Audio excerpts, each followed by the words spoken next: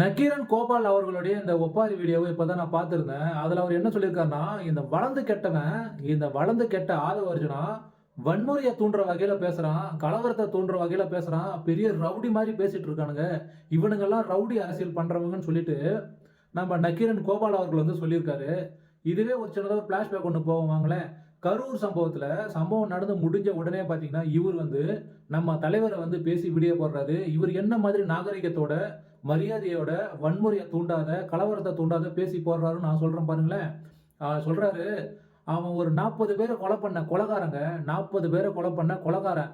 அவன் கையில விலங்க மாட்டி இழுத்துட்டு வரணும். அவன கையில விலங்க மாட்டி இழுத்துட்டு வரணும். அவன நடு ரோட்ல பொதுவுல வச்சு அவன வெட்டணுங்க. அவன நம்ம வெட்டணும். இது வந்து மேடை நாகரிகத்தோட பேசுறீங்களா? இதெல்லாம் வந்து வன்முறைய தூண்டாதா? இதெல்லாம் வந்து கலவரத்த உண்டாக்காதா?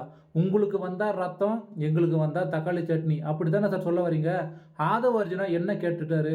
நீங்க கேட்ட கேள்விக்கு முடிஞ்சா தொட்டு பாருங்கடா, முடிஞ்சா தொட்டு பாருங்கடா என் தலைவனன்னு சொன்னேன். அதுக்கு ரிப்ளை பண்ணதுக்கு பார்த்தீங்கன்னா, வன்முறைய தூண்டுறாராம், கலவரத்த தூண்டுறாராம்.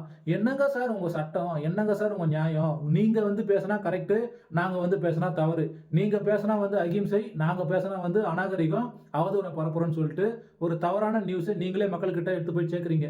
இதுக்கெல்லாம் பார்த்தீங்கன்னா, மக்கள் தகுந்த முடிவு, தகுந்த பதிலடி குடுப்பாங்க சார்.